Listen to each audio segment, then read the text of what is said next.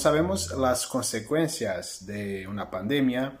dependen de la planificación y eficiencia de un plan de comunicación de riesgo para informar, proteger, incrementar confianza en las autoridades públicas y, no menos importante en la actualidad, evitar rumores y desinformación. Una buena estrategia de comunicación no reemplaza una mala estrategia sanitaria, pero es verdad que una mala comunicación puede hacer fracasar una buena estrategia sanitaria en países bastante desarrollados en términos de salud. Yo voy a hablar un poco de cómo está comunicando el gobierno portugués en el caso de la crisis provocada por el COVID-19 y ya después hablar un poco de los problemas comunicacionales que se están pasando en Brasil en las últimas semanas. Respecto al gobierno portugués, en Portugal se ha seguido desde el inicio de la crisis las recomendaciones de la Organización Mundial de Salud y se desarrollaron acciones concretas bastante temprano, es decir, desde febrero, y por eso quizás Portugal está hoy en una situación que aparenta ser de salida de la crisis y sin haber tenido felizmente las consecuencias que han tenido países como Italia, Francia o España. Respecto a la comunicación específicamente, quien ha asumido la comunicación ha sido la ministra de la Salud y la directora general de Salud, y no específicamente el primer ministro, el presidente del gobierno,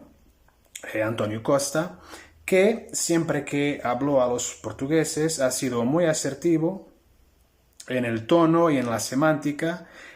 con una noción muy clara de lo que debería ser hecho, y también con la noción de que no debería ser el primer ministro a asumir diariamente, claro, la comunicación respecto al COVID-19. Los principales problemas de comunicación, de hecho, los ha tenido la directora general de Salud, con una comunicación pública de riesgo un poco errática y poco tranquilizadora en muchos momentos. Un ejemplo es su declaración a un periódico donde afirmó que en el peor de los escenarios Portugal podría llegar a 1 millón de infectados, 20% con bastante gravedad. Posteriormente, Graça Freitas, así se llama, ha hecho declaraciones para contrariar el escenario más pesimista, pero la verdad es que la comunicación de riesgo de la Dirección General de Salud, por lo menos en su fase inicial, ha sido marcada por una comunicación quizá en exceso, muchas contradicciones y demasiadas ruedas de prensa exclusivamente para comunicar casos sospechosos. Y en algunos casos la comunicación pública ha aumentado las dudas en la población cuando debería informar y tranquilizar el público con un modelo de comunicación directo y preciso en las recomendaciones, como ha pasado, por ejemplo, con la inexistencia de una recomendación clara respecto al uso de careta y mascarilla de protección. Inclusivamente la directora general de Salud ha subrayado que el uso de careta no era recomendado para toda la población, mientras que en la prensa expertos y médicos defendían la obligatoriedad del uso de la careta, situación que de hecho ha aumentado la confusión y las dudas en el público. De todos modos, no obstante algunos problemas comunicacionales, podemos llamarles así, el gobierno portugués ha activado un dispositivo de salud pública de monitorización, vigilancia epidemiológica, gestión y comunicación de crisis que ha dado muestras de funcionar bastante bien. Y entre las principales medidas, yo destacaría la divulgación de campañas de publicidad en radio y televisión, producción de materiales para la web y redes sociales, producción de materiales de comunicación pública para escuelas, aeropuertos, unidades de salud, monitorización de redes sociales, activación de un canal telefónico de atención al público específicamente para casos del COVID-19. Y un aspecto que me parece muy interesante destacar, en la página web de la Dirección General de Salud podemos encontrar recomendaciones específicas para los medios de comunicación, donde sobresalen algunos eslóganes con ideas predominantes que deberían ser transmitidas al público. Como se sabe, cuando el riesgo toma forma parte de una campaña específica, sí se puede hacer uso de un eslogan, de una idea predominante, pero para darse esto, los eslogans tienen que tener una componente bastante pedagógica. Y eso es lo que ha pasado con algunos eslóganes transmitidos por el gobierno portugués para los medios de comunicación, para campañas específicas en los medios de comunicación. Se han repercutido eslóganes como sea un agente de salud pública,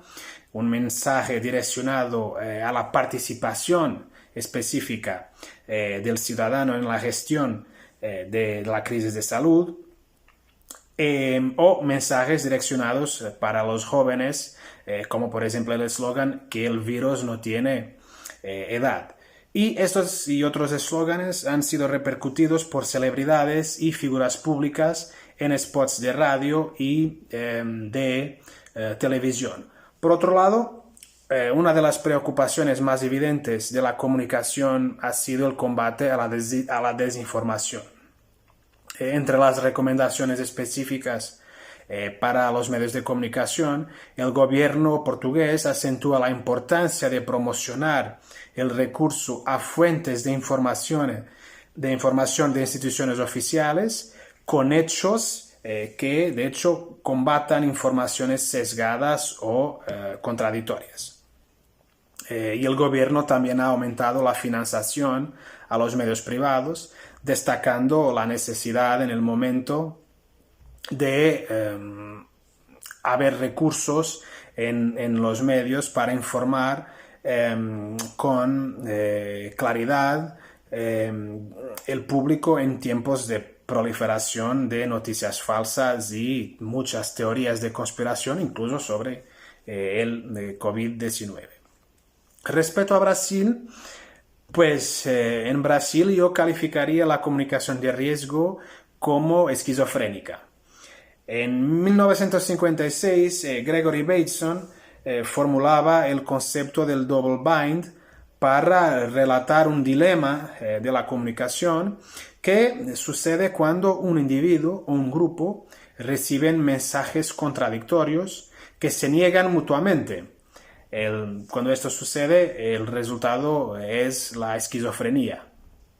Y esto es lo que pasa actualmente con la comunicación pública de riesgo en Brasil. El Ministerio de Salud recomienda aislamiento social, evitar aglomeraciones, cierre de comercios, restaurantes, escuelas, universidades. Bueno, las recomendaciones que se están siguiendo un poco en todos los países y que vienen de la Organización Mundial de Salud, que están siendo seguidas aquí en Brasil específicamente por los gobernadores, y el presidente Bolsonaro pide exactamente lo contrario. Defiende que el virus es como un resfriado y que Brasil no puede parar, son sus palabras.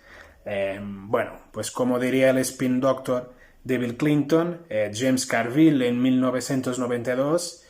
"It's the economy, stupid". Ese es el argumento de Jair Bolsonaro. Desde luego, esto ha aumentado aún más la judicialización de la vida política brasileña, un fenómeno que ya viene sobre todo desde 2016, desde el impeachment de Dilma Rousseff, porque el gobierno ha entrado en la justicia para impedir que los gobernadores apliquen las restricciones de funcionamiento de servicios, comercios y transportes. Y también esta postura de Bolsonaro ha provocado una ruptura con el exministro de la Salud, Enrique Mandetta, entre tanto dimitido en los últimos días. El ministro, que siempre ha dicho que defendía la ciencia, y Bolsonaro, que es un negacionista de la ciencia y de los hechos, y un experto en crear narrativas alternativas para que sean compartidas en las redes sociales, que son, como sabemos, el principal lugar de habla del presidente Bolsonaro. Incluso mientras que el Ministerio de Salud recomendaba aislamiento social y medidas restrictivas a la circulación, Bolsonaro ha gastado casi 1 millón de euros en la campaña Brasil no puede parar, para poner su propia población en riesgo. A pesar de la justicia haber prohibido que el gobierno difunda la campaña, la misma ha tenido un efecto en parte de los brasileños, que efectivamente están contrariando el aislamiento social, y la verdad es que quizás por eso el número de casos no para de aumentar en Brasil. Pero me parece que este conflicto con el exministro de la Salud, Mandetta, tiene otra explicación. Es que Jair Bolsonaro solamente se preocupa con su reelección en las elecciones de 2022 y siempre está preocupado con sus posibles adversarios en ese momento político. Es así con los gobernadores de Río de Janeiro y São Paulo, Wilson Witzel y João Doria, respectivamente, y ha sido así con Mandetta, que ha salido del gobierno con 70% de aprobación. Y Mandetta, pues además de médico, un experto en salud, también es un político. Ha sido diputado por el estado de Mato Grosso do Sul, y Bolsonaro ha visto siempre el protagonismo de Mandetta como una amenaza, e incluso ha criticado ese protagonismo, el protagonismo del ministro en los medios de comunicación. La verdad es que Bolsonaro aplica la máxima de Carl Schmitt de que la política es la relación amigo-enemigo, y en la lógica populista en la que Bolsonaro opera, siempre es necesario movilizar sus electores contra enemigos, sea el Congreso, sea la Suprema Corte, sean los gobernadores cotados para las elecciones presidenciales en 2022. Y de hecho esto es una estrategia para mantener la cohesión en su núcleo electoral. Por otro lado, Brasil es actualmente el ejemplo perfecto de lo que es un régimen de la posverdad. Hay una buena parte de brasileños, felizmente no la mayoría, pero una parte muy considerable de la población, que desconfía del discurso de los medios de comunicación tradicionales, de las instituciones representativas como la justicia, el Congreso, y que fundamenta sus actitudes sociales en sus creencias, opiniones, teorías conspirativas, por encima de los hechos y de la realidad. El problema es que en el caso del coronavirus, la realidad se está presentando a los brasileños de modo brutal y absolutamente innegable. En el día de hoy, 20 de abril, Brasil cuenta ya con más de 2.500 muertos y más de 40.000 casos activos, siendo, pero de lejos, el país que más preocupa en Latinoamérica. Pero esto es consecuencia de las opciones de los electores en 2018,